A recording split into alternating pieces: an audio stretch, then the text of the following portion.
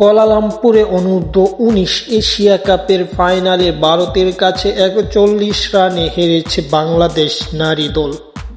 শুরুতে ব্যাট করতে নেমে ৭ উইকেট হারিয়ে ১১৭ রান করে ভারত। ওই রান তাড়ায় নেমে ৭৬ রানে অল আউট হয় টাইগার যুবা নারীরা। শুরুতে ব্যাট করতে নেমে ২৩ রানে প্রথম উইকেট হারায় ভারতের মেয়েরা। ৯ বলে ৫ রান করা কামিলিয়াকে আউট করেন ফারজানা ইয়াসমিন। ভারতের বাকি ব্যাটাররাও তেমন সুবিধা করতে পারেনি, তবে এক প্রান্ত আগলে থাকেন তৃষ্ণা।